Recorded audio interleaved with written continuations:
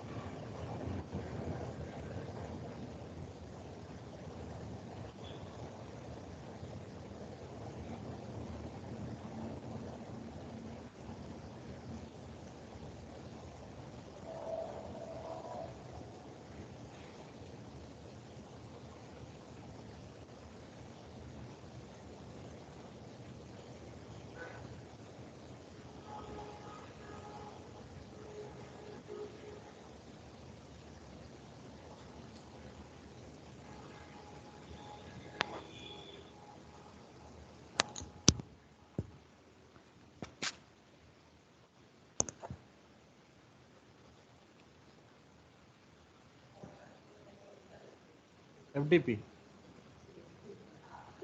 Exam போயிட்டு இருக்கு. அதில் எக்ஸாம், இதில் FDP. சொல்லுங்க.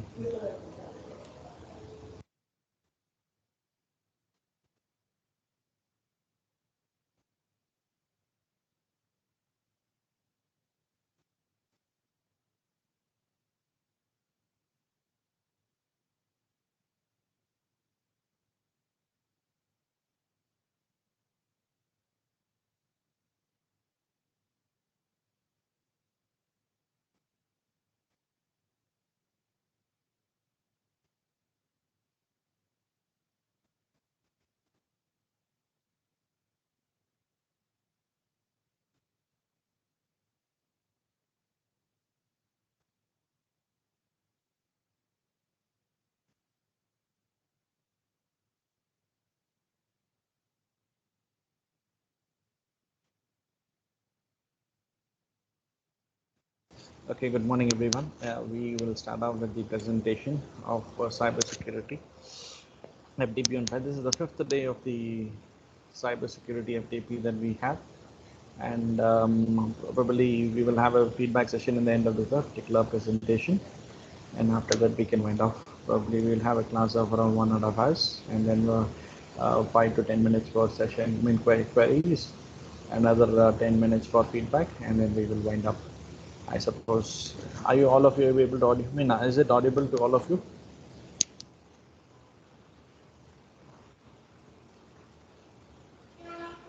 Leo sir, is it audible? Anyone? Is it audible to anyone? Hello? Yes, sir. Okay, fine. Yes, sir. Thank you. Okay, fine. Now we'll start off with the digital forensic and digital evidence. Probably before getting into this topic, this is a very fantastic topic, and probably any investigation and crime, probably we will get into forensic. So to understand a little about forensic, there's a lot of departments that is there. They focus on forensic. It is not a single department. We have got a couple of departments that is there for forensic, and we have got for crime scenes probably there are set of forensics department by the police, by the doctors, then we have by neurologists, then we have by mm, what is that chemist, and then there are so many departments. I am not very familiar with all the departments, but probably there is a lot of work that has to be involved in it. Now let us get into what is the digital forensic and the digital evidence. So mostly we accuse the software. We mostly a success story of less than 14 years. For example, data from before getting into this particular slide, I would like to get into what is digital forensic. It's an emerging discipline in computer security. Voodoo science, it is sometimes called as voodoo science. No standards. Few researches have been taking place, and a lot of people are working on it. Investigation that takes place after the incident has happened. So probably if there is one criminal activity that has happened or some crime that has happened, and we try to investigate on that particular crime, is what we are talking about, digital forensic over here.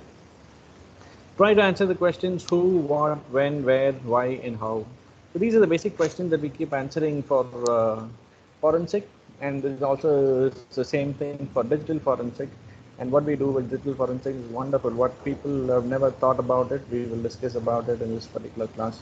It is something about a machine which is able to do something wonderfully, which is able to help us to find out criminal activities and punish the criminals.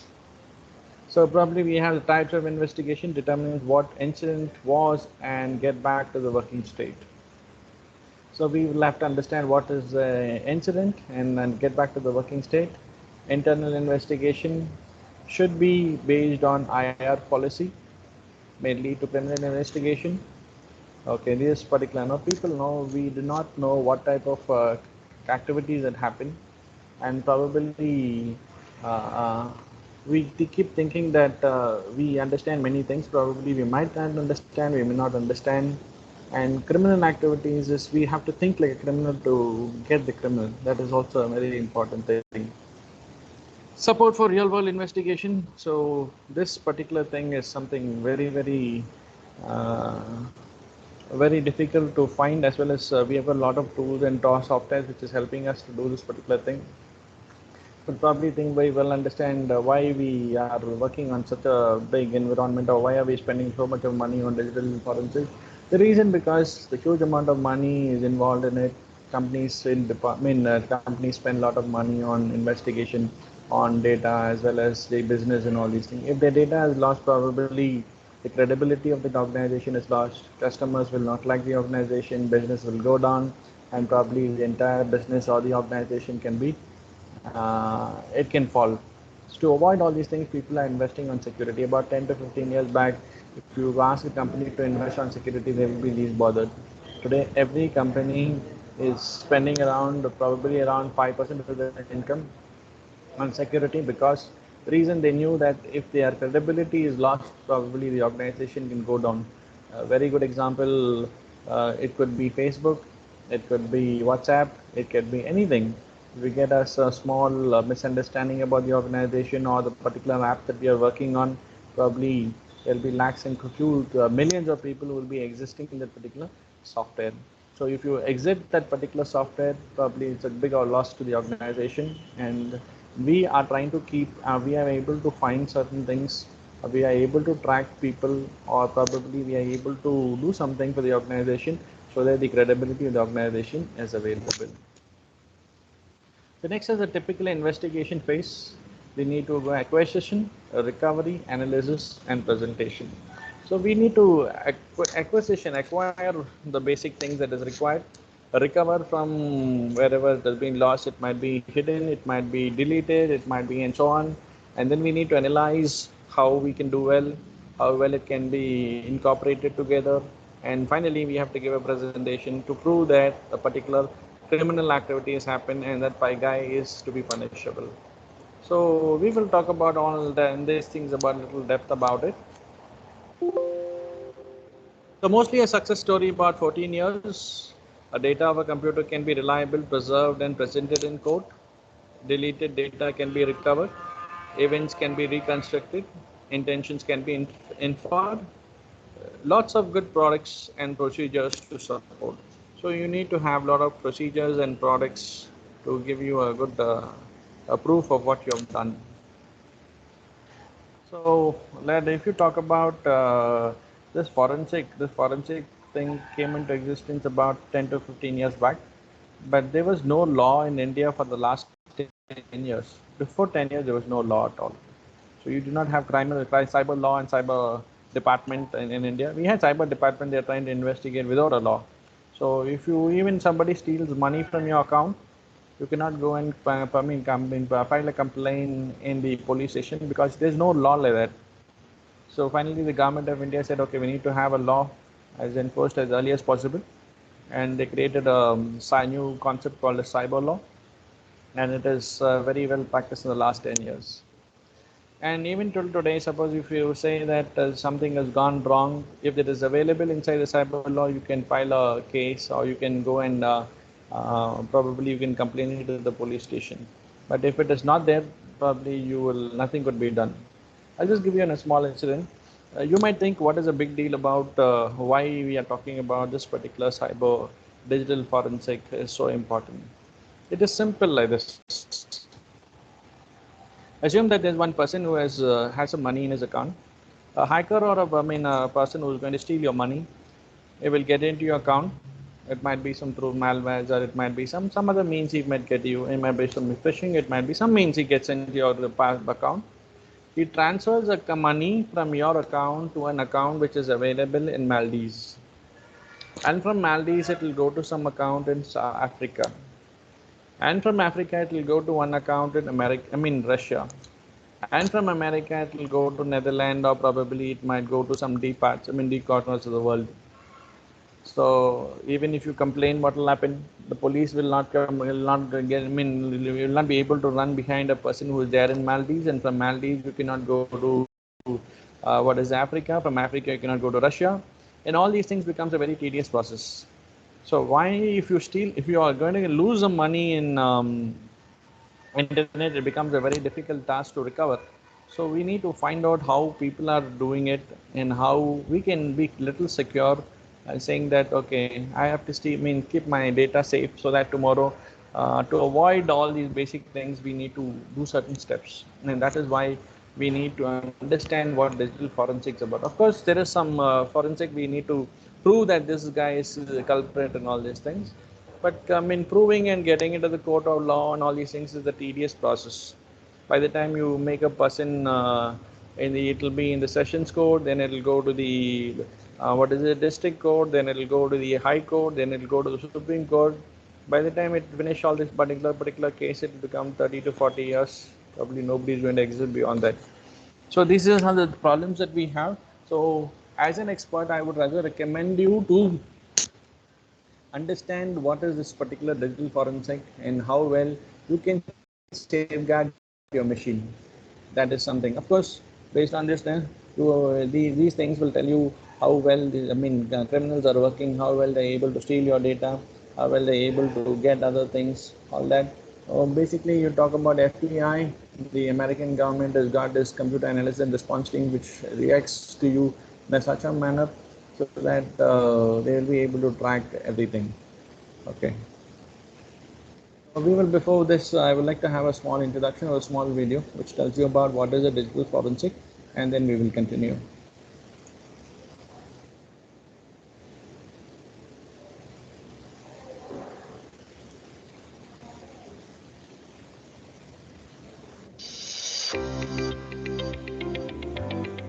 Responsible for detecting hacking. A digital or a computer forensic investigator is responsible.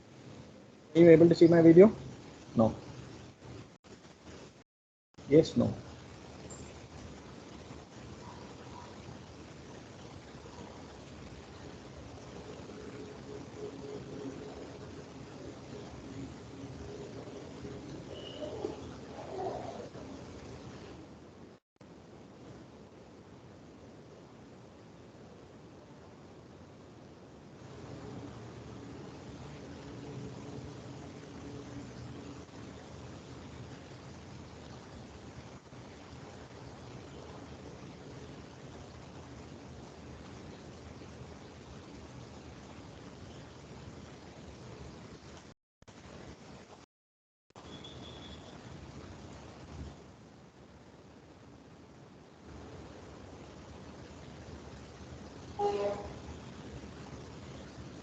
Okay.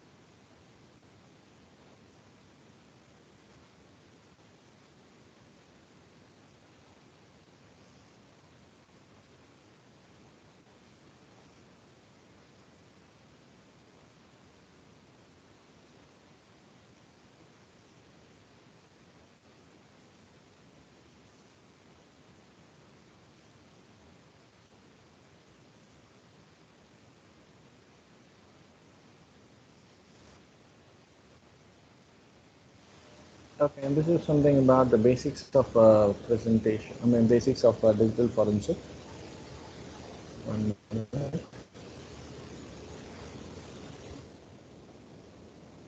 View my presentation.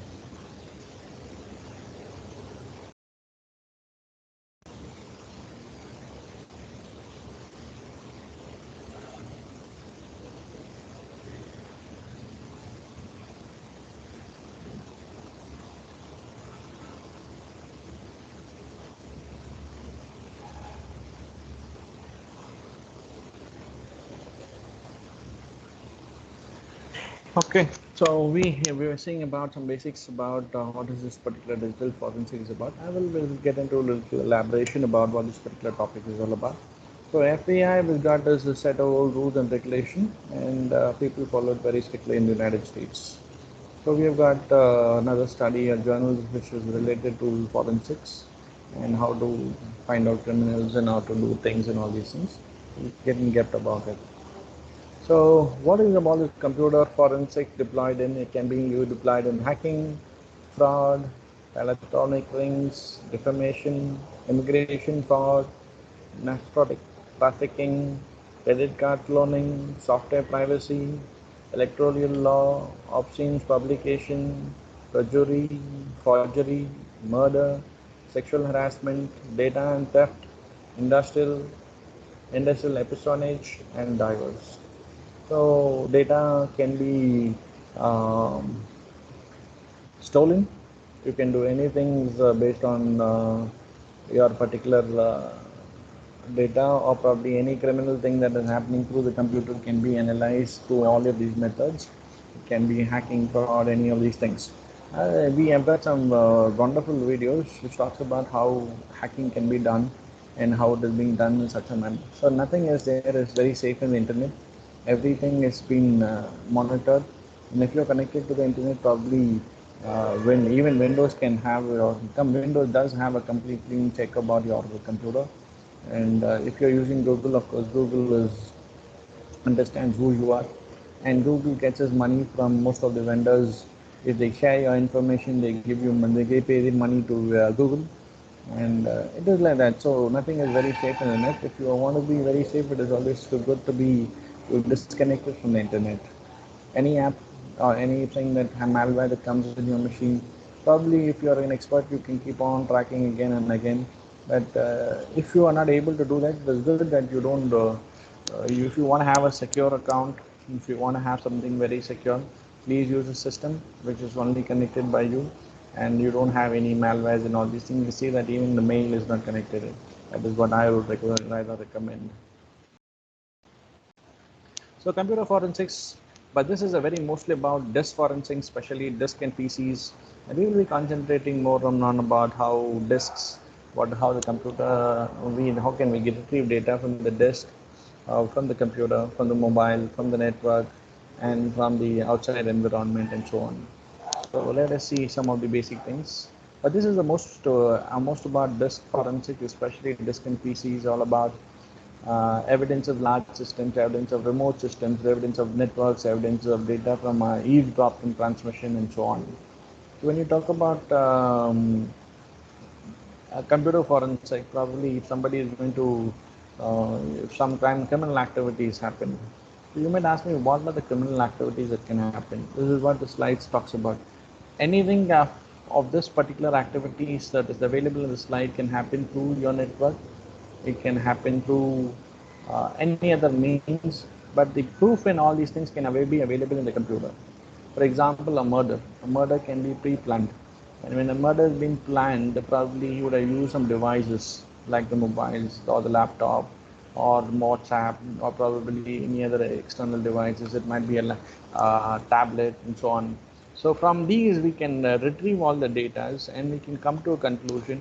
Okay, we can prove to the judge or the court saying that, okay, this man has used these devices and he was responsible for the murder and probably he should be punishable. Similarly, sexual harassment can be you can start you can probably harass a girl, or you can send mails, you can send WhatsApp messages, you can telephone calls can be made, and you can harass the people. And for that also, it is punishable by the law. And next is probably if you talk about different things are there, we will just have a few glances of it. Immigration fraud. Many people create their own passports and all these things. That is also a fraud. And fraud of hacking, phishing is something. Site might be available. Original site like a State Bank of India might be available. Probably I can clone a website similar to that with a different name like SBI sbiindia.com. So people will always not have will always have a will not have any site thought about it. It's not in State Bank India website. They get into the website, they will type in the username and password. What will I do is, and I will redirect them to the original website. So they will think something happened wrong. Okay, so I've typed my password wrongly. So once again, the State Bank of website. Again, the person will type his username and password, and he will get into the website. He will not have second thought about it, saying that this is a what is that phishing website, or probably somebody is getting mine. So what I have got is I would have got the username and password, and this is how people, a lot of people get username and password. They will keep it with them, and what they will do is they will give you a call saying that I'm calling from State Bank of India, and if your account, we will need some verification OTP. There will be an OTP which is coming into your system, so please send us the OTP. So what will I do is I get the OTP from that person. I will type the username and password, get into it, and when is OTP asked? When the OTP is asked, when you are going to transfer money. So I would like to transfer money about whatever money that is available in the website. I'll try to, in a single shot, I'll try to transfer. When I'm transferring, I would like to have the OTP, and that is the time I call to the particular person. And then I call the person, and he will say, okay, if he's convinced with what I talk, probably I will give him the OTP, and he will be able to transfer the money. So whenever you read an OTP, you should always, whenever you get an OTP, you should always read that OTP carefully. Okay, what is that OTP? Where is that OTP coming from? Okay, whether it is coming from SBI or from somebody else. If it is from SBI, probably today SBI has made it very clear. If you're transferring money, they will say it is an OTPI for money transfer for so much and so. Are you ready to give this? I mean, have you done this particular work and all these things? It will give you a proof of that particular what is it, SMS, through an SMS. So you should be clear. If somebody is going to, for example, Tata Sky, they call you and tell you, we have sent you an OTP. There is no need for a big organization to send you an OTP. So if anybody is asking you for an OTP, always avoid it. It's always good that no, I'm not going to give you an OTP. If you have the system, even if you are going to be a system representative organization, you get into your system and you change what you want.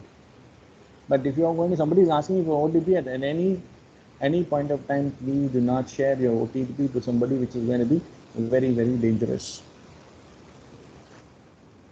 So as we will go by, we will understand how things are being working on, and we will understand how to make a system little more secure. The second thing is that computer forensics are the very high standards now existing for doc, and disk forensics creating unrealistic expectations of all other forms of computer-derived evidences. So what we have to do is we need to take a backup of a particular hard disk. How do you take a backup of hard disk? You give an image copy of the hard disk, and probably when you give an image copy, there are a lot of tools which talk about F-disk and all these things, and then which take an image copy of a hard disk. But what is not available in the disk copy, image copy, is that probably hidden files, or probably the file which is already deleted, if the hard disk is formatted, all these will not be retrieved easily. So we have got extra tools for that, and we will be seeing those tools also. So we get all these tools, and probably next time when you get into the system, you are getting a backup, and the backup has to be taken in such a manner, it will take some time. But if I go to a person who is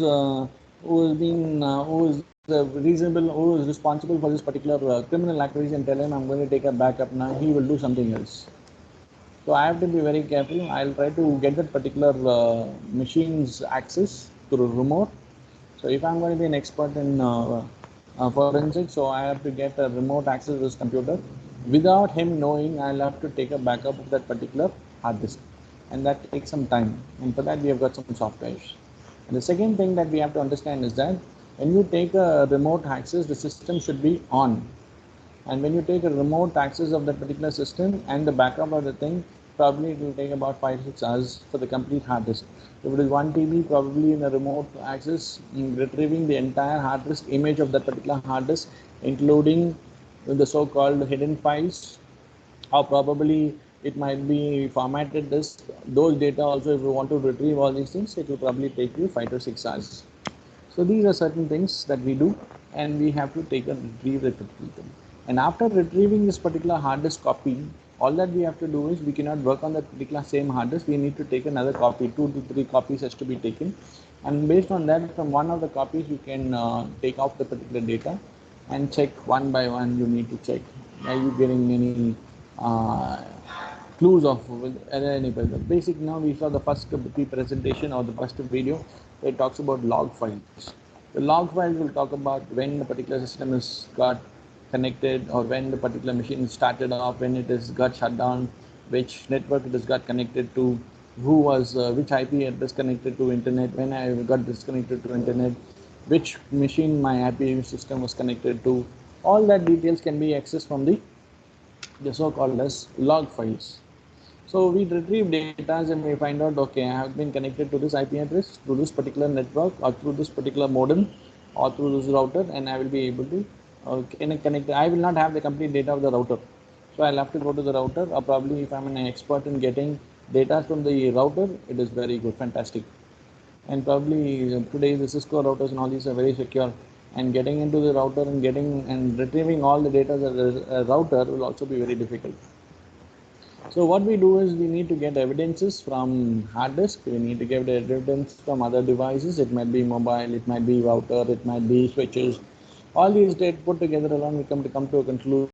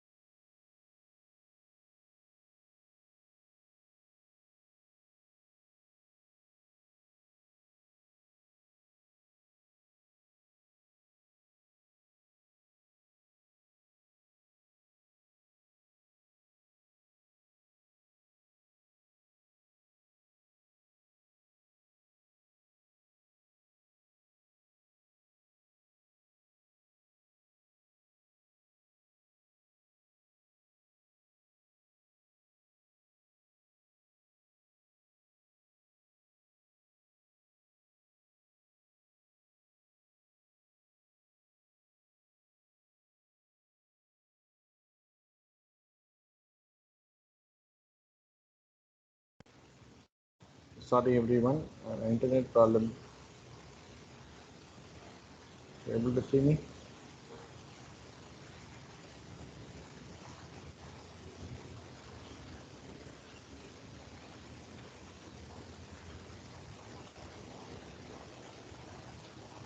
Yes, sir. Okay.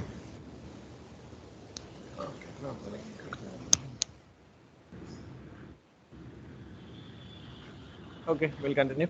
So we were talking about the admissibility, science versus forensic science was what courts do, the role of expert evidences, short history of forensic computing.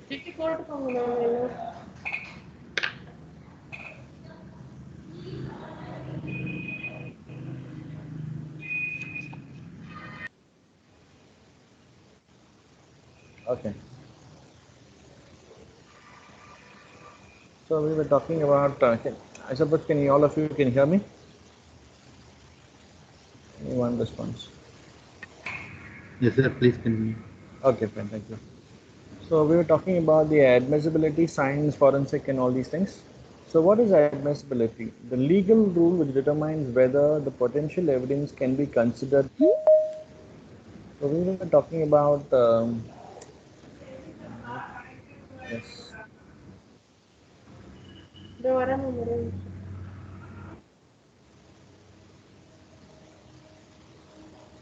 Okay.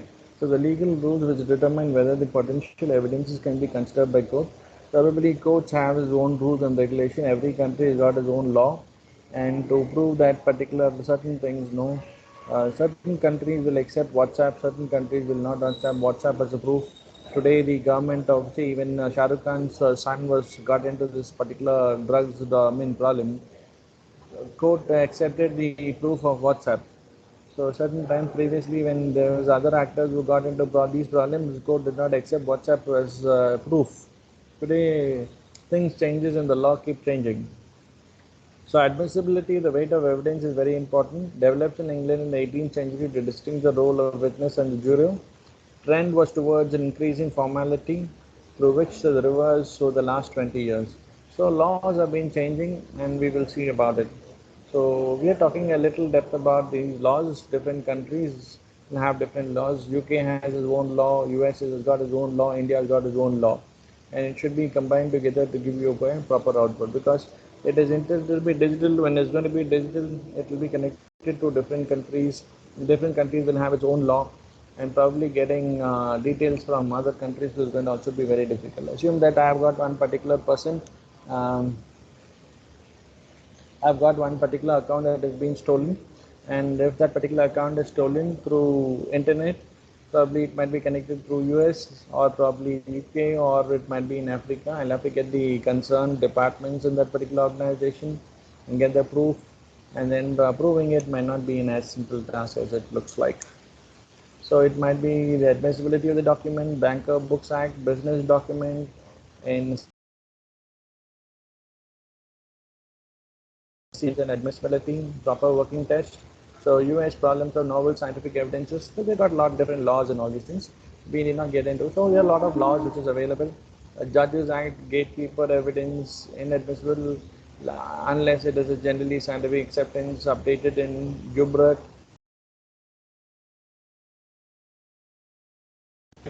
Okay. So UK has got its own set of laws. UK trend towards free admissibility, audit report, admissibility rule in computer and scientific evidence is a means of shielding lay jury from complex technical issues. So how it is getting now? Well, I think we have got lot of laws and different countries got different rules and regulations. So how are we going to work with these particular organizations? It's going to be a very difficult task. See, I'll just tell you one small thing. Probably even if the country is cooperating with you to give you the details, you might sometimes publish it in the domain or sometimes you may not publish it in the open domain because the lobbies are so big. Probably if you fight against the lobby, probably they might do anything against you. See, when Modi was about to come to power, he said, we will bring all the black money out and we will bring all the Swiss bank account. Today the government is not able to do it because there is a big lobby behind it. All big people are behind it and probably want to get the data and put it in the Open domain is not going to be an easy task. Okay, so science and versus science, I mean forensic science and what codes do. So science providing a generalized description of which reduces the chaos of the observable world, major discoveries, minor discoveries. Forensic science almost a series of technology to aid legal process. It might be major discoveries or minor discovery. Science will tell you, okay, this is what is happening. Science will tell you, okay, and this is in certain times, if I hit a person in the head through a rod, what will happen? Either the skull will open or probably something else will happen. That is what science will tell you. But probably it will not give you a proof. I mean, it will definitely give you a proof of certain things, but it cannot prove certain things. So we talk about certain things which will give you an insight about what is the difference between science will say certain things, the law will also say certain things. A couple of years ago, not couple of years ago, about 100 or 200 years ago, uh, the what is there in the Bible is considered to be the final judgment, and the people around the world, science will definitely say something else. And in fact, Archimedes, I suppose, Archimedes as well as Galileo said the Earth is round, and people did not accept it because science. He said science says so, but as per the court of law, the government as well as the kings who ruled it did not accept it. So he was put behind bars, and he was also he had different beyond that. Science versus forensic. Even till today, in different parts of the world, science. I mean, science and the law does not go coexist together. Even today, probably science says something, and our court of law does say something. I could give you a good example. It says that science says there's nothing harm in what is it, killing cows. Okay, and it's all animal, no? Whether it is a chicken or whether it is going to be a goat or whether it is going to be a fish or it's going to be a cow, it's all the same. But the religion will tell you something else to do. The same thing happens in Muslims also, no? They're not supposed to eat pork. So the religion as well as the law, science and everything is different, and it's different from land to land or country to country. Forensic science, like regular science, advances by means of peer-reviewed publications. So forensic science with regular science advances by means of peer-reviewed publication. In court, the decisions are to be made not scientifically. Judges and juries decide on what was the contract broken. Was it based on the law? They will try to prove things. Was there a breach of duty of care? Was someone defamed? Were the tests of a specific criminal offensive satisfied, and so on. So they will talk about what is available in the books, not based on scientifically. So test and cause balances of probability beyond a reasonable doubt. Evidences find scientists and experts only a part of the overall mix. So science versus forensics versus what courts do. Legal proof is what has been demonstrated before the court. Legal proof is about arriving at the conclusion from a specific set of circumstances. A limit of scientific evidences, for example, Adam Finch's DNA evidences or Bayesian probabilities were proved showing that this is different from that.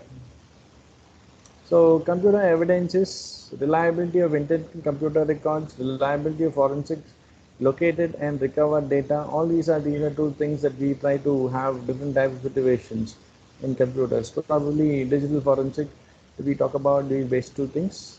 Intent computer records, regular computer documents, regular computer reports from databases, records of transaction, have transactions, where has the transaction occurred, when authentication was sought and acquired, reproduction of stored images from scanned papers based original, and so on. See, if you get into a little in depth, a little depth of stuff, okay, before getting into this, I would expect you to see a video. You will understand things a little more. Understanding can be done. 1 minute.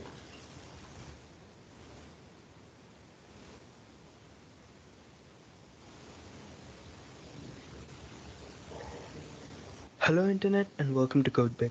In this video we will be going through what is digital forensics, a brief history of digital forensics, digital forensics methods, operating system and open source tools used by experts in the industry, commercial tools used by experts, and finally, what are the threats to digital forensics. So, by the end of this video, you can get to know if you want to take up digital forensics as a professional job, and if so, what are the things you need to keep in mind, and what are the tools you need to master. So, without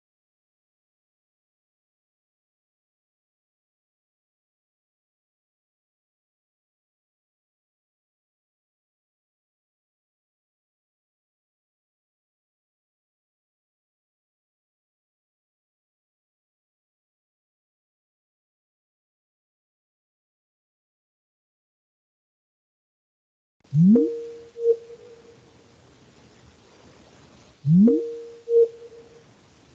Hello, are you able to see my image, share my video and see my video? Yes, sir. Okay, thank you, ma'am.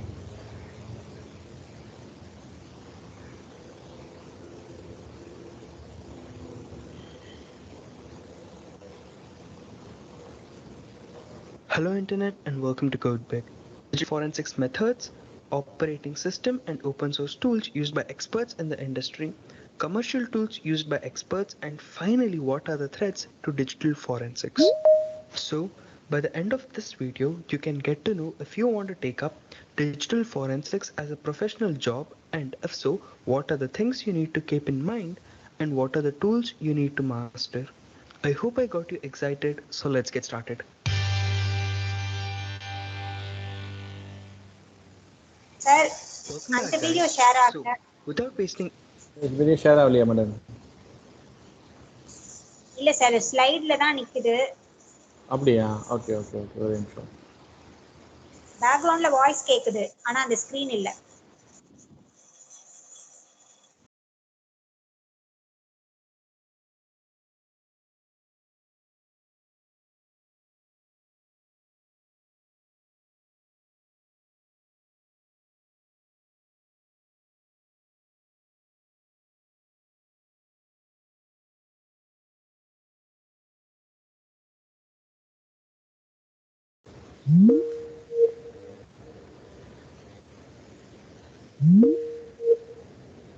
Okay, அடிக்கடி internet disconnect ஆகுது.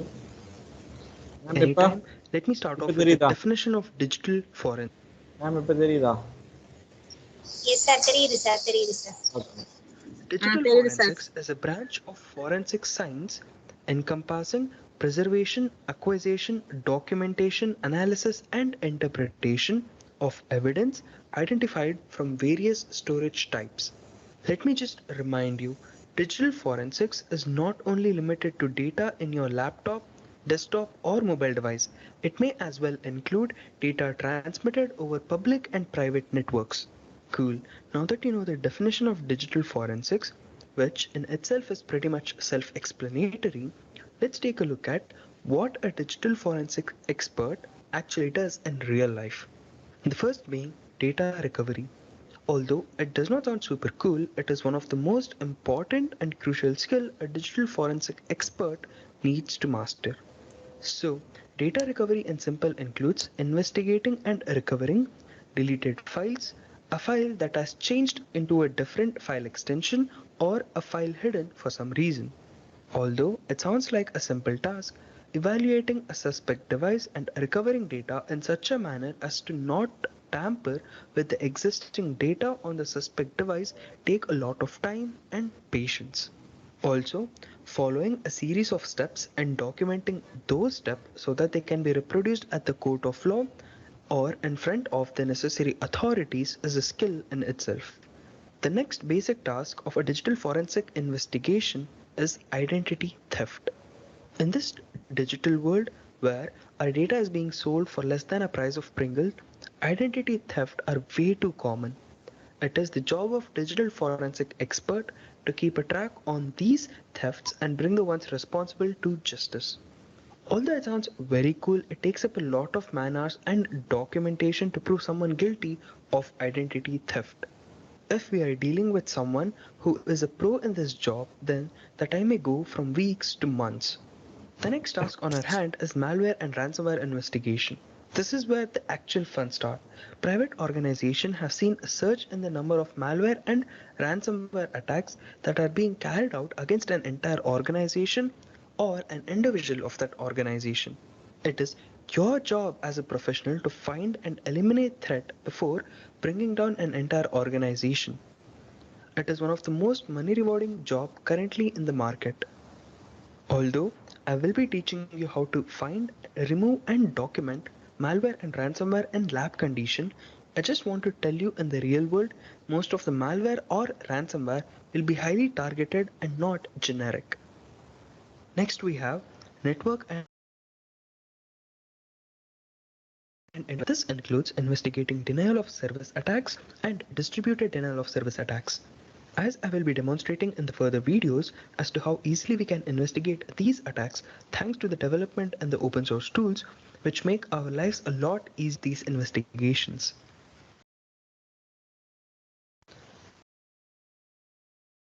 And corporate espionage, which are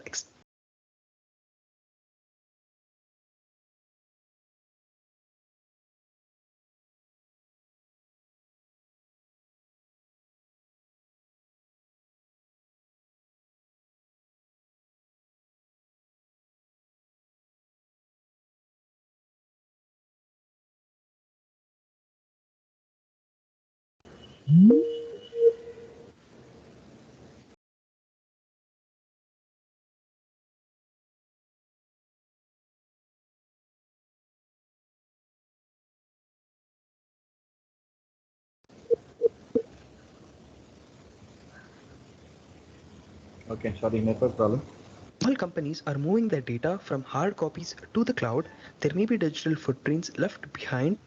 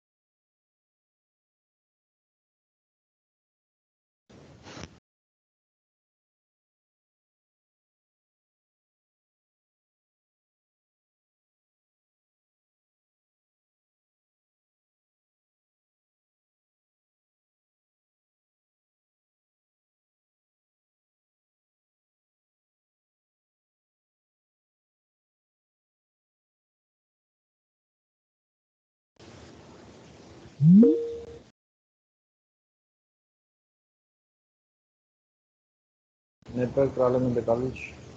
1990, with the collaboration of several law agencies and head of division working together and even meeting up regularly to bring their expertise on the table. One of the earliest formal conferences was hosted by the FBI in the year 1993. The event was called International Law Enforcement Conference on Computer Evidence, which was to address the need for formal standards and procedures with digital forensics and evidence acquisition. Many of these conferences resulted in the formation of independent bodies to govern and standard the best practice for digital forensics. With the advancement in technology, the tools for digital forensics must be regularly updated, not only in the fight against cybercrime, but in the ability to provide accountability and for the retrieval of lost data. I would urge you to go through the links in the description below to get to know more about the current standards in the industry. Now that you know a brief history of digital forensics, let's quickly look at some of the open source tools available at our disposal which are used by professionals around the world. So, the first open source tool we will be looking at is the Digital Evidence and Forensics Toolkit. The best thing about DEFT is it runs live on the host machine and let us perform mobile forensics, network forensic, password recovery, and much more without tampering with the existing data on the host machine. Using DEFT, you can easily document the series of steps and recreate those steps at any point of time and produce the same result as you are now, in no way tampering with the host data. The next tool which we will be looking at is Computer Aided Investigation Environment. CAIN is pretty similar to DEFT, But the place where can shine is with the feature it offers called unblock feature. Enabling this feature prevents us from writing data directly onto the host machine. This gives us much more control over whether we want to write data or not. This offers its own benefits, which we will look into later on. Last but not the least, we will be looking into Kali Linux. I mean, much about it. You might have already encountered it at some point if you have been interested in digital forensics. As you know, Kali Linux provides you with all the possible tools out of the box that you can imagine, and the best part is it's open source and it's free to use. If you master Kali Linux, the limit of what you can do is limitless. Don't worry, if you don't know Kali Linux or any of its feature, consider subscribing because in my future videos I will make sure to teach you the basics of using most of the tools in Kali Linux in lab condition. Now that you know some of the popular open source choices for digital forensics used by professionals, let me quickly get you through some of the commercial tools out there. Just a quick note, some of these tools actually cost a lot of money and some are subscription based. I won't be demonstrating any of these tools, but you can just download the trial version and check if they solve your needs. From my personal experience, you won't be needing most of these commercial tools on a day-to-day basis. With that said, let's take a look at the first tool, Microsoft Evidence Center 2020. This is an automated evidence response and forensic tool that is capable of analyzing acquired images of memory dumps, virtual machine, mobile, and cloud backup data.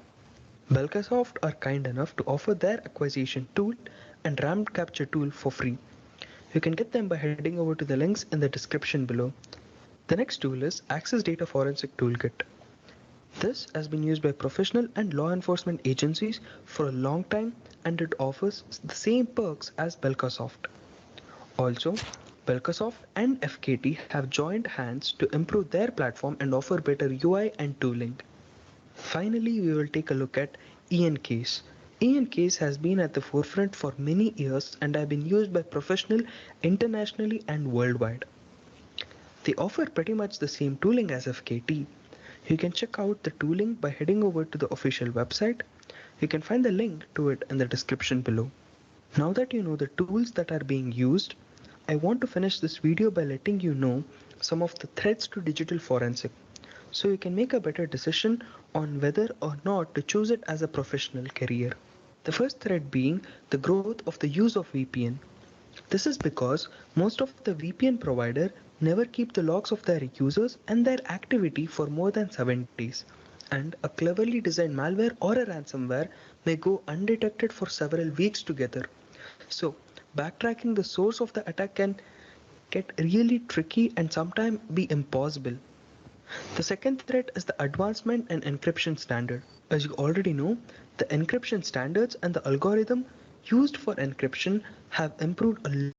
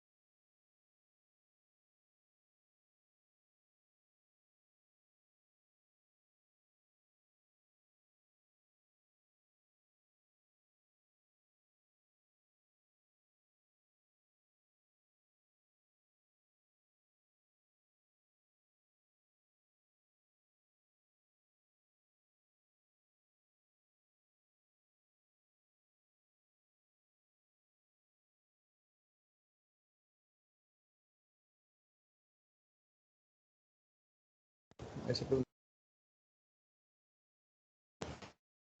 Okay, sorry. So this is about an overview of the generalized digital forensics that we have. I've got two more presentations about, one is about what are the different tools that we have in depth, and one particular how people are hacking and how things are happening into the real world.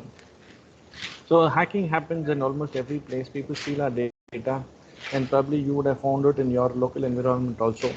It might be about a credit card. It might be about your what is it, bank accounts. It might be about your documents.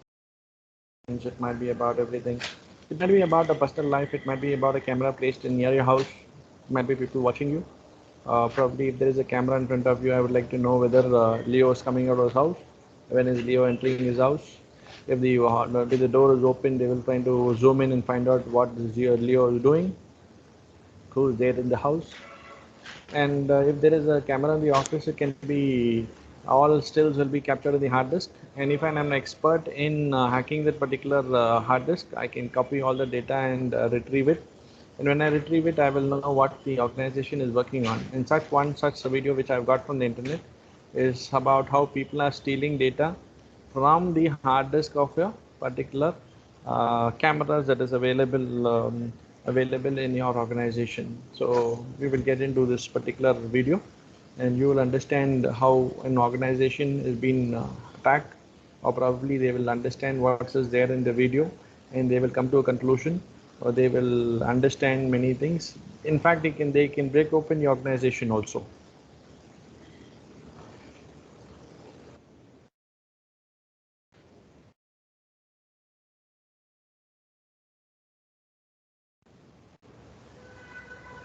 So can you hear me properly? Can you hear the, I mean, can you see the video as well as audio? It's a very nice one.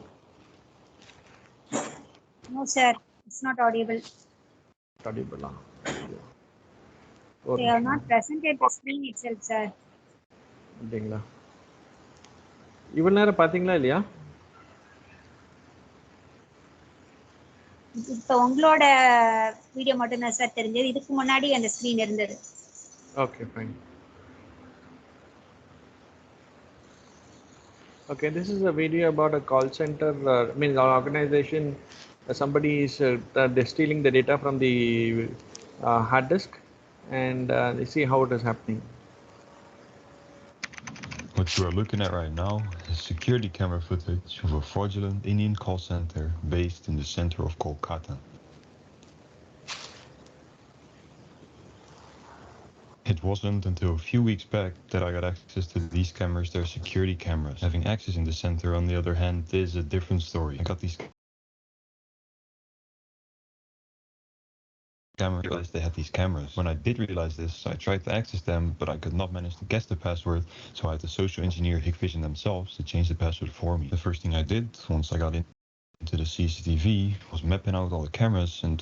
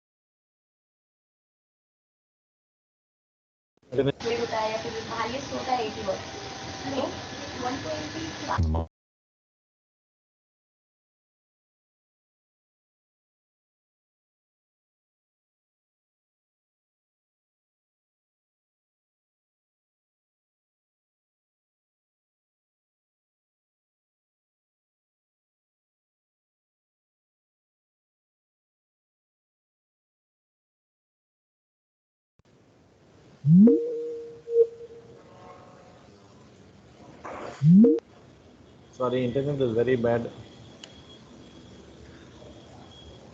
Listen carefully. two girls talking on camera 10 in the fourth call cabinet on the left side of the main corridor. After finding this out, I decided to map out the entire call center, and to make it easier for you guys to understand, I will show you each camera, explain very briefly what you are seeing, and show you the location on a very primitive mini-map of the call center that I drew. Let's start off with the...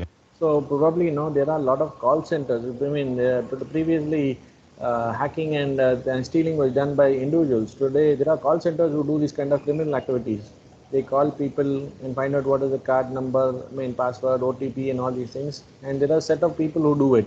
It is not one person, two people. It will become an organization who does it. That is what this particular video is all about. Entrance on camera 2. This call center is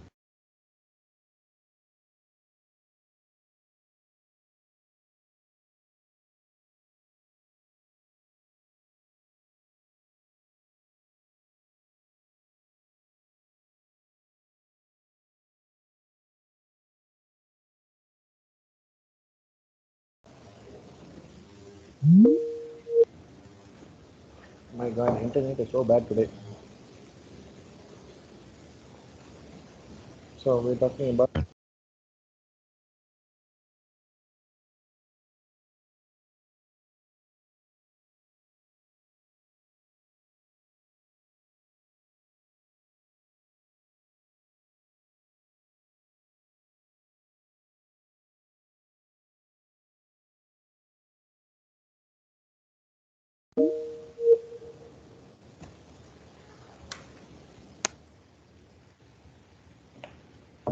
from coming in. He's not only there when the center is Network is very active, bad. also at 1 a.m. when everyone is gone and all the lights are off, he is surveilling the entrance. I guess these guys don't know what. Bear with me, the network is very bad, so I will move on to another network of my own, and I will just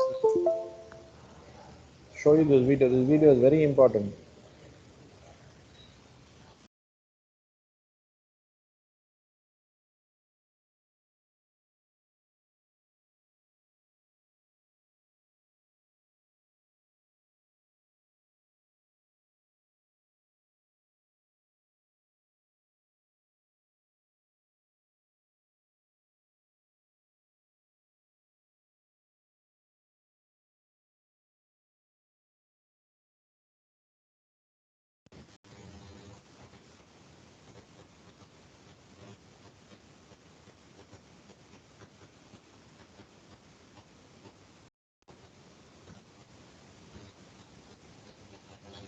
Okay, can you hear me now?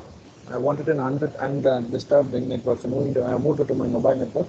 So probably I think it will not be disturbed. So this video is very important because you must understand, you should know how people are stealing data.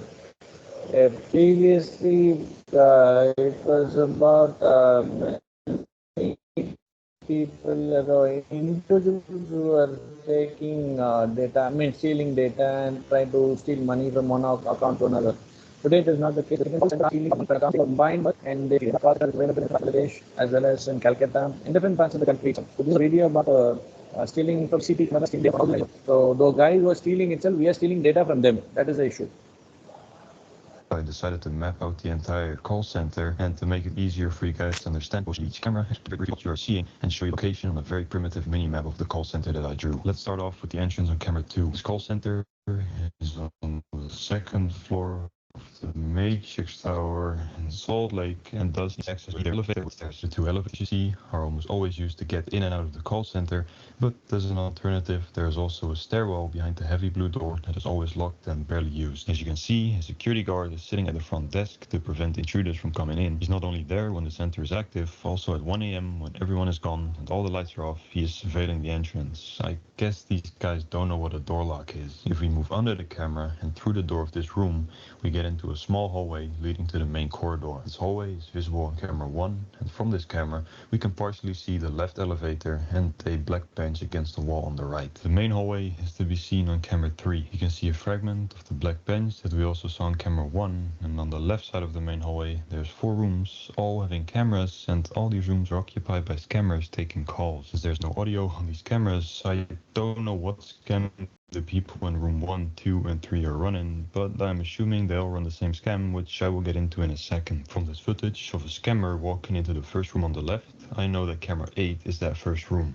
you can see that same woman that just walked into that call cabinet on this camera. Room 2 can be seen on camera 9. You can see a guy with a blue shirt and a girl with a gray shirt that can also be seen in the background of room 1. It is the closest room to number 1 and thus number 2. Applying the same method, I found out that room number 3 is on camera 7 and that room number 4 is on camera 10. On the right side of the main hallway, there are 6 rooms. The 5 rooms called S or side rooms do not have cameras, so I don't know what's in there. These rooms are a lot smaller, so I'm assuming that they are used for storage. One of these rooms on the right does have a camera, which is called Tech. This room is a storage room full of spare computers, headsets, keyboards and hard drives. It's a room full of valuable items, so understandable that they placed the camera in there. At the end of the main hallway, you can go to the right or the left, and if you go to the right, you will find camera number 11 that captures the kitchen/cafeteria of the call center. If you walk below this camera, there's a restroom where the scammers can urinate and defecate. If you don't want to eat or go to the toilet, you can also choose to go to the left at the end of the hallway, and this side can also be seen from camera 11, but even better from camera 12. This hallway leads to 3 rooms: the boss's office if you go into this first door on the right,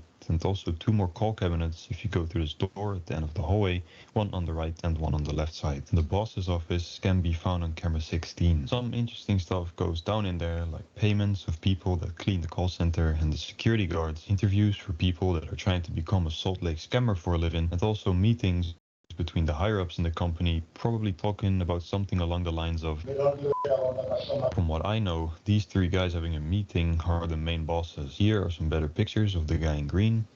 Here is a company picture of the older man from about 20 years ago, and here are some better shots of the big boss that I could most of the time only see from behind. How do I know this is the main man around this call center? Well, he was always sitting in the most comfortable chair in the boss's office, and from this footage we can see that each and everyone gets up and out of the way for this guy like he is some kind of Indian prince. Like I mentioned before, there's 2 more call cabinets at the end of the left hallway. This is what the one on the right looks like, and this is what the one on the left looks like. What is this, you might ask? It is a plastic bag covering the 2 cameras in each corner of this room. Luckily, camera 13 and 14 got uncovered 2 weeks in of me watching them. Here you can see that boss in green again uncovering one of the cameras. Now, what scam do these guys actually run?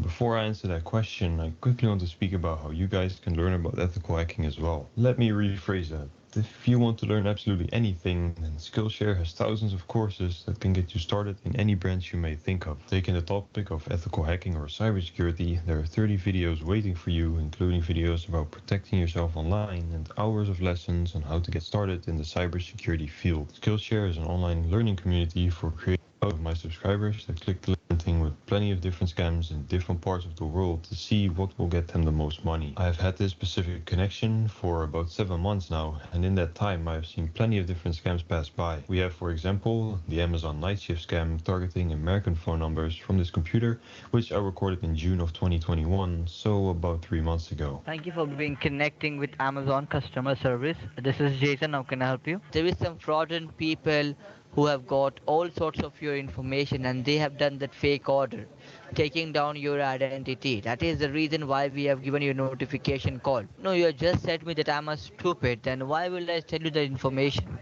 I can't hang up the call, sir, because the thing is that we don't have the authorization to hang up our customer on their face. Saddam. Another very common and popular scam has also been experimented with on this computer, the Microsoft tech support scam. They ran the scam from early July until late August, but the only difference is that they didn't target American phone numbers this time. They instead tried their luck with potential victims from Germany. Hello sir, my name is David and I am calling you from Windows Technical Department.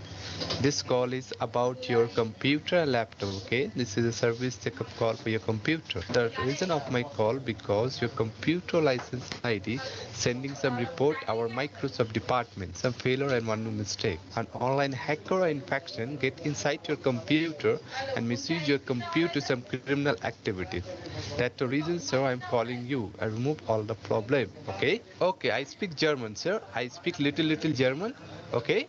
First of all, sir, you open in your computer, then Microsoft connect your computer our German department. From the AnyDesk of this hijacked machine, I can see that these scammers also run an early morning shift, trying to scam people from Australia, pretending to be from NBN. an internet service provider with its roots in the Australian government. I unfortunately have never actually seen them attempting the scam, as Australia has a time zone that is very hard for me to monitor. This scam works the same as the Microsoft scam, however. The scammer claims that your modem or router is about to expire, or that someone has been using your internet connection and they are going to help you fix this issue. At some point during the call, however, they're either going to ask you for money, for remote access to your computer, or for access to your online banking. I have to give you the security in your bank. You have to log into your bank by yourself. I don't need anything. I don't want anything with your computer. Okay. There's also one more different computer that I have in the same call center running a complete different scam. This computer is in the third call cabinet and is running a scam on Indian people pretending to be from Jio, the most popular Indian telecommunications company. They somehow get people in their WhatsApp and sell Jio 5G network towers to be built on the premises of the victim's company. You might be wondering, how is this a scam? The contract only states the victim is getting money and not that they have to pay anything, right? Well, there's also a second document all the victims receive from the so-called Indian Department of Telecommunications, DOT in short. This document states that the victim has to pay a registration charge of 8,590 rupees, roughly 120 USD, after which the scammer then blocks their phone number, leaving the victim behind with their money gone and stolen copies of their identity card, PAN card, land paper, and a picture of the victim. As you can see from the scammer's background, there was a lot of files on this machine. Most of these files were the fake Geo contracts, but there was also some other interesting files in between those. These files include 2 pictures of Indian identity cards from people of which I don't know if they are scammers. Furthermore, there's also some screenshots of payments to people from Namita Bhupesh and Arhind. The screenshots with the name Namita B are clearly photoshopped compared to the other 2 names, and so I think that is most likely a fake name. These payments are fake screenshots to convince people to send money to the scammers as an insurance charge on the loan they are taking. Yes, the scammers also run a loan scam from this machine, pretending to be from Reliance Commercial Finance, offering Indian people loans for which they have to pay 6,500 rupees, of which they will get 6,000 back. Very shady if you ask me. Just like with the Geo scam, the scammers will run off with the victim's money after receiving this insurance fee. All these different scams might be a bit confusing, but the shifts that these guys run are actually well structured, and the pattern is very clear to notice when watching them for a few months. The morning shift starts off a new scamming day. The first people come in at 12 PM Indian time, and those include the Germany scammers that instantly move from the entrance to call cabinet 4. Along with the Germany campaign, a bunch of other scammers will fill up call cabinets 1, 2, and 3 from 12 to 1 PM. All these people will have about a 6-hour shift until 6 PM, after which they will all slowly move back out through the elevators. As you can see, at about 5 PM the center is still very active, but 2 hours later at 7 PM the center is pretty much empty. Not completely. The people that are left behind are some of the bosses, a security guard, and some cleaners. Here you can see someone cleaning the 4th call cabinet with what seems to be an improvised broom made out of a bunch of sticks. This cleaning of the entire call center takes them from 7 PM until 11 PM, so about 4 hours. After they are done cleaning, they will all eat together. The bosses have already left, so the only people that eat together are the cleaners and one security guard. Depending on their mood, the cleaners will then stay until about 12 to 1 AM, after which the security guard is left completely alone. Here you can see that the security guard has locked the door from the elevator entrance to the small hallway at 1 AM with all the lights turned off in the call center. He will then proceed to watch movies on his phone until about 3 AM, and after this he shuts down the lights in the entrance area as well. At this point I thought he would be leaving, but this was not the case. Once he is tired, he tries to get some sleep in on a couch that is down at the bottom left of the screen. He will be able to get about 2-3 hours of sleep before he gets woken up by the first Australia shift scammer that comes in at roughly 6 AM. The Australia scammers will also move from the entrance to call cabinet 4, after which they then turn on their assigned computer and start trying to steal innocent people their money, pretending to be from NBN or Cisco. The first scammer came in at 6 AM. An hour later, there's only just 3 scammers casually touching feet, and another hour later, there's 9 Australia scammers hard at work. The shift will run from 6 AM until 12 PM, and this is when the Australia scammers will be substituted for the 12 to 6 PM scammer group, including the Germany scammers, which starts off another 24 hours of scamming. This is it for now. I might work with some journalists to storm people who have got all sorts. Okay, so this is about particular people, a set of organization which runs like a BPO, which are stealing money, and they have different branches in different departments in the organization which steal money. Okay, they come at different time period. If they want to target Australia, if you want to target the Gulf, they come at a different time period, and different people are stealing money. Now, these are the basic things that happens in the what is it digital thing is. I mean, digital world, and this is how the stealing is going on. And probably to avoid all these basic things, we have to come up with the solutions about different tools that is available. So we will study in little depth about what are the different currently very popular forensics tools which is available. And probably I would suggest you people to download these softwares. All the particular software which I'm going to recommend right now is all free of cost. You can download it, and you can also install it in a machine and check it out how it works. Then on you will understand about these particular basic tools. So we'll get into a video which presents about the latest technology of forensic tools and how it is working.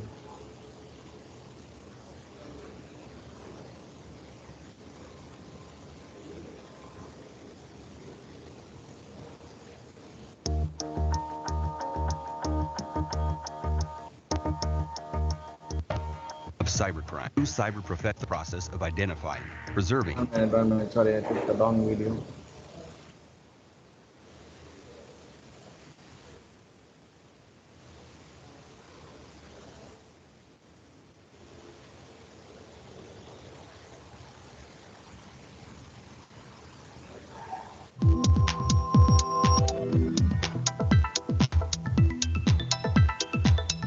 Hi everyone and welcome to your Information Security Newspaper channel. My name is Conely Gonzalez and today I will give you 21 free forensic investigation tools that I am sure you would like to know. Just stay until the end of the video so you won't miss any of them. As you might know, a data breach happens almost every day. Digital forensics involves the preservation, acquisition, documentation, analysis, and interpretations of various storage media types. It's not only limited to laptops, desktops, tablets, or mobile devices, but also extends to data in transit, which is transmitted to public or private networks. Forensics has evolved over years over various forensic science branches, and it has become a very important part of law enforcement all around the world. To fight cybercrime and protect different assets on the internet, forensics are definitely essential. What forensic tools do in these cases is help investigators extract those crucial parts of evidence from electronic devices so they can be presented to the authorities in order to put criminals behind bars. So when doing a forensic investigation for whatever purpose, you need to use the right tools. This to move faster and be more productive. So here I will tell you 21 forensic tools that are totally free and that you can start using right now. Number 1, Autopsy. Autopsy will help you locate many of the open source programs and plugins using the SLED kit. The SLED kit is a library of Unix and Windows-based utilities that facilitates forensic analysis of computer systems. So Autopsy is the graphical user interface that displays the results from the forensic search of the underlying volume, which help investigators locate pertinent sections of data in their investigation. It is actually used by law enforcement, the military, and corporates when they want to investigate what happened on a computer. But you can even use it to recover photos from a memory card. It has the following characteristics. It is extensible, which means that users can create new functionalities by creating plugins. It is easy to use, especially because it offers wizards and historical tools, and the tool is completely free. It's maintained by programmers from the community that buy trainings or support services, and by Basis Technology Corp. Number 2, Magnet Encrypted Disk Detector. Magnet Encrypted Disk Detector is a command line tool that can quickly and non-intrusive check for encrypted volumes in a computer system. All you need to use Magnet Encrypted Disk Detector in its latest version, released on May 2020, is a computer with Windows 7 or higher. Yes, you will have to fill a form on their site and check your email. Then you will receive a copy of your Magnet Encrypted Disk Detector. This is a very useful tool during incident response. because what it does is check the local physical drives on a system for encrypted volumes. Magnet Encrypted Disk Detector supports TrueCrypt, BitLocker, PGP, and SafeBoot encrypted volumes. It can totally help you secure and preserve the evidence that otherwise will be lost. And of course, you won't have to pay anything for it because of course it's free. Number 3, Wireshark. Wireshark is an open source network capture and analyzer tool that will help you see what is happening in your network at a microscopic level. It runs on Linux, Mac OS, BSD, Solaris, and some other Unix-like operating systems, and Microsoft Windows. It is also used across many commercial and non-profit enterprises, government agencies, and educational institutes. And it can be very handy when investigating network-related incidents, network troubleshooting, analysis, software and communications protocol development, or simply for education. Wireshark has a lot of features that can help you with your investigation, like a deep inspection of hundreds of protocols, a live capture and an offline analysis, a very powerful set of display filters, and it reads and writes many capture file formats. It can also read live data from Ethernet, Bluetooth, USB, token ring, frame relay, FDDI, and many others. It is also totally free and it works thanks to voluntary contributions from networking experts all around the globe. Number 4, Magnet RAM Capture. The latest version now even supports RAM acquisition from Windows 10 systems that have virtual secure mode enabled. Magnet RAM Capture is a tool from Magnet Forensics and is designed to capture the physical memory of a suspect's computer. Doing this, it can allow you during an investigation to recover and analyze valuable data that is found in the memory. It actually has a small memory footprint, meaning investigators can run the tool while minimizing the data that is overwritten in the memory. The evidence that can be found in RAM with this tool include processes and programs running on the system, network connections, evidence of malware intrusion, usernames and passwords, decrypted files and keys, and so much more. It also gives you the option to export the captured memory data in raw format for easily uploading in other forensic tools. And it is also a free tool.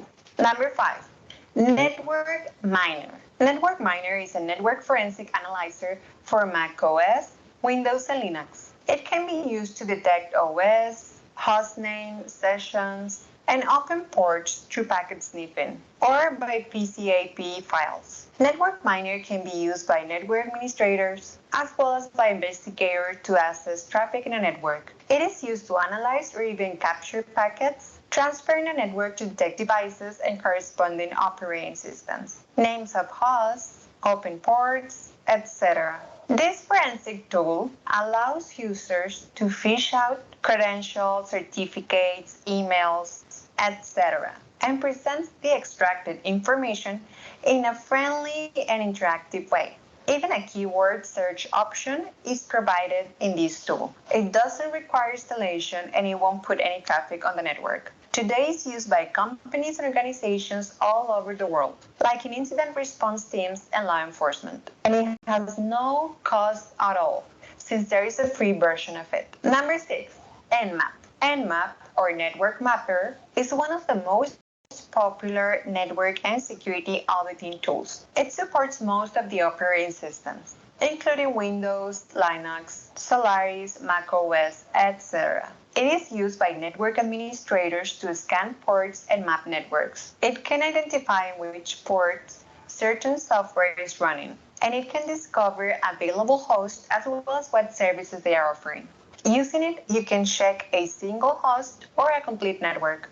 It is usually used for auditing the security of a device or a firewall, or for network inventory, network mapping, maintenance, and asset management, or even for finding and exploiting vulnerabilities in a network. It also appears in a lot of movies that you might have seen, like Matrix, Snowden, Ocean's 8, and many, many more. And it's an excellent tool that can be easily implemented in your server without having to pay anything for it. Number 7, RAM Capturer. RAM Capturer by Belkasoft is also a tool that will help you dump all the data from a computer's volatile memory. Compatible with Windows OS, and it doesn't require installation. It can be run on a USB. Memory dumps can be a valuable source of volatile evidence and information, mostly because in them, sometimes you can find password to encrypted volumes, like TrueCrypt, BitLocker, PGP disk, or to account credential to many webmail services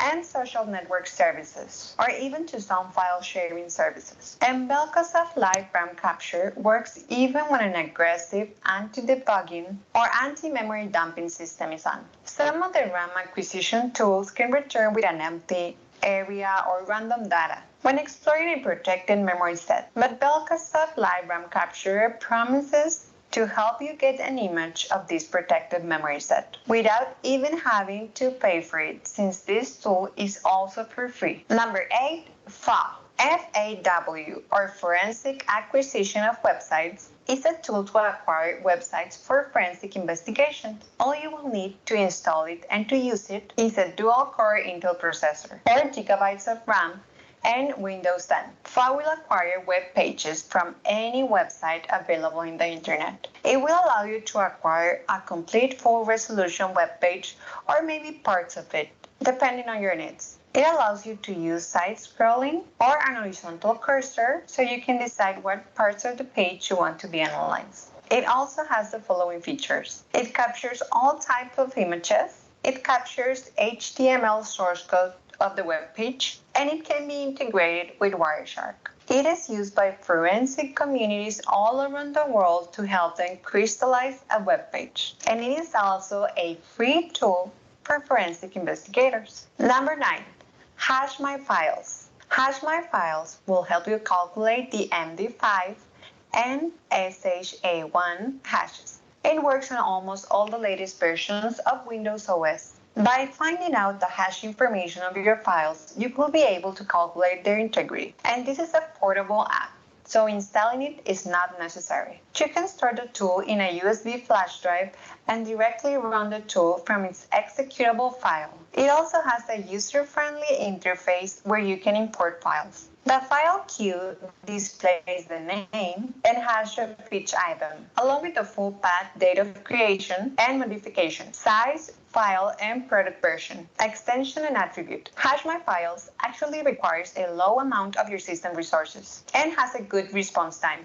Unfortunately, there is no help file available, and the interface definitely needs some improvements, but only from the visual point of view. But hey, it's still for free. Number 10, Crowd Response. Response is a Windows application by CrowdStrike that will help you gather system information for incident response and for security engagements. There is also no installer for this tool. You just simply unzip the contents of the downloaded zip file and launch it directly from there. Additionally, the modules are all built in the main application and are custom written, so no external or third-party apps are needed. Crowd Response is ideally suited for non-intrusive data gathering from multiple systems when positioned across the network. CrowdStrike also has some other helpful tools for investigators, such as Tortilla, an anonymously route TCP and IP and DNS traffic through Tor, Shellshock Scanner, which can scan your network for any Shellshock vulnerability, Heartbleed Scanner, with which you can scan your network for an OpenSSL Heartbleed vulnerability,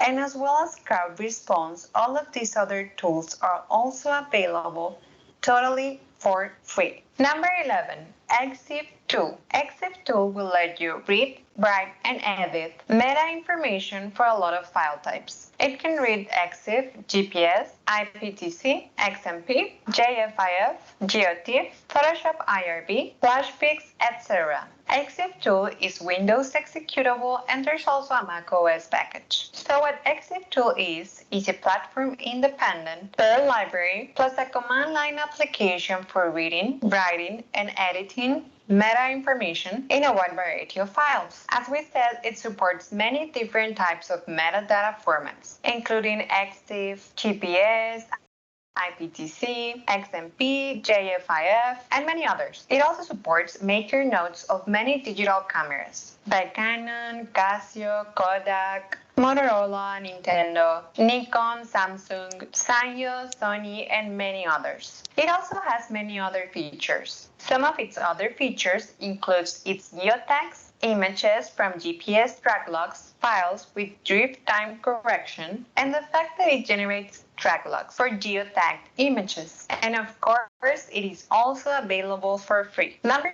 12, SIFT. SIFT, which stands for Sans Investigated Forensic Toolkit, is available as Ubuntu 14.04, and it has cross-compatibility between Linux and Windows. SIFT is a whole suite of forensic tools you need, and one of the most popular open-source incident response platforms. The SIFT workstation contains a group of free open-source incident response and forensic tools designed to perform detailed digital forensic examination in a variety of situations. SIFT demonstrates that advanced incident response capabilities and deep dive digital forensic techniques to intrusions can be accomplished by using cutting-edge open source tools, since it can match any other incident response and forensic tool suite. The latest forensic tools and techniques, a VM appliance ready to tackle forensics, the option to install a standalone system via SIFT CLI installer, and an expanded file system support. And if that doesn't seem enough,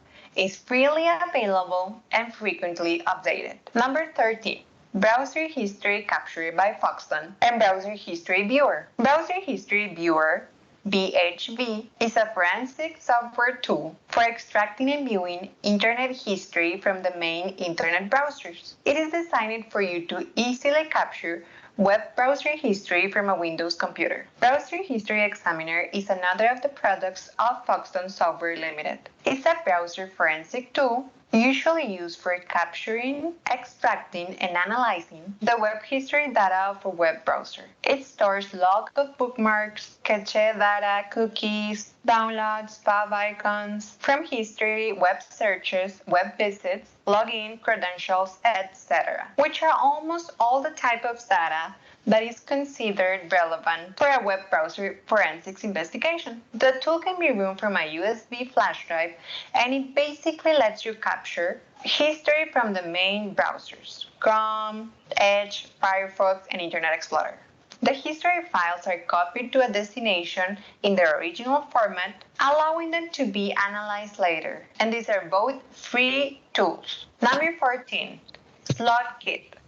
The SlotKit is a collection of command line tools to investigate and analyze volume and file systems used for forensic investigations. It supports and works on Linux, and it runs on Windows and Unix platforms. With its modular design, it can be used to carve out the data and find evidence. With its modular design, it can be used to carve out the right data and find evidence. Its usage is usually in criminal investigations or digital forensics, as I was saying, or simply for file system analysis. Some of its features and remarks are that it has a command line interface, as well as more than 50 contributors, more than 1,000 GitHub stars. Its source code is available, and in general is a well-known tool. And finally, the SlotKit can be used with Autopsy, which we already talked about on the first point of this video. And of course, is completely and totally free to use. Number 15, Kane. Kane is a complete forensic environment with a friendly graphical interface. This is a complete digital forensic platform and a graphical interface that works with the SlotKit and other digital forensic tools. Kane can be used on information systems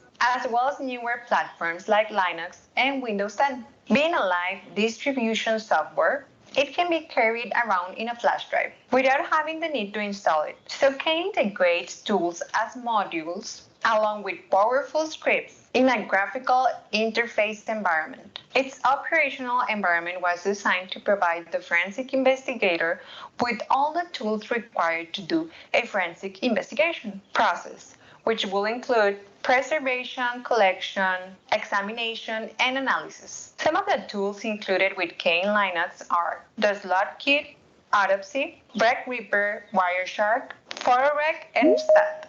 Most of them already explained it here, and it is also a free software. Number 16, Volatility Framework. Also built into SIFT, which we already talked about, volatility is another open source memory forensics framework for incident response and malware analysis. It is written in Python and supports Microsoft Windows, Mac OS, and Linux. While their releases may seem far between and few, Volatility Framework is a really unique forensic tool that lets investigators analyze the runtime state of a device. This by using system information found in the volatile memory or RAM. Extract information from the volatile memory in order to find out about recent activities. So this is why Volatile Framework has become very popular with law enforcement and intelligence agencies, in addition to military and civilian investigators. It is supported by professional forensics from all around the world and is based on many years of academic research on advanced memory analysis techniques.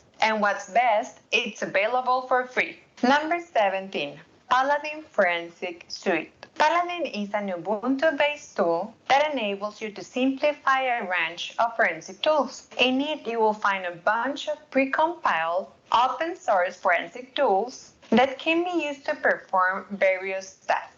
It actually provides more than 100 useful tools for investigating any malicious material. It can help you simplify your forensic task quickly and effectively. The centerpiece of this box full of tools is definitely the Paladin Toolbox. It has combined and simplified multiple forensic tasks into a simple and easy to use GUI, or graphical user interface, that requires minimal training and does not require you to use the command line. The engine that runs Paladin Toolbox is a combination of applications that have been used by forensic examiners and investigators for years. And these are the tools that we have, and probably this subject is a very large subject. We can in depth and if you go on and on and on, and probably you have to understand in different ways in which you have to find out the situation changes, and based on that we gather data and try to prove that particular person is innocent or he is the culprit and so on. Okay, thank you for your session. Thank you for your valuable time. I will take on the queries and finally we will have the feedback.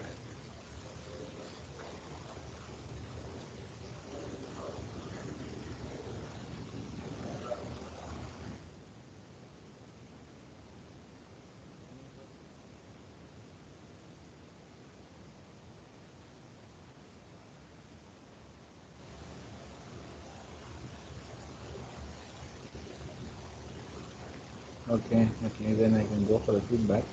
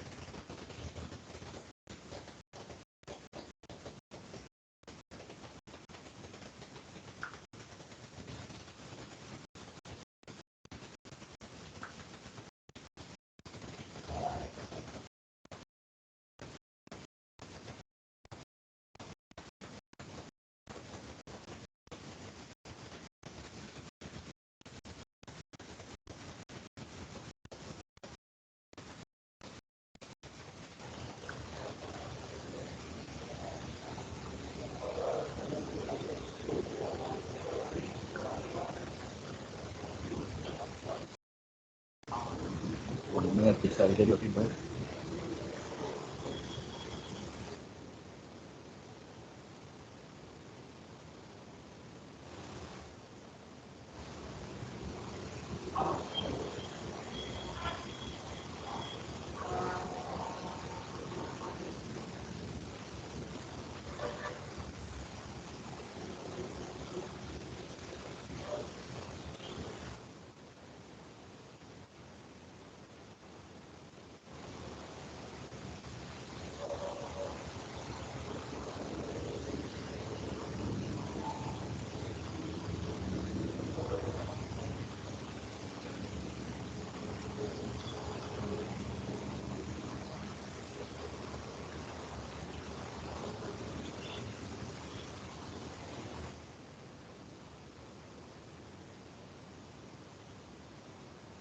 Okay, in the chat box, I have pasted the particular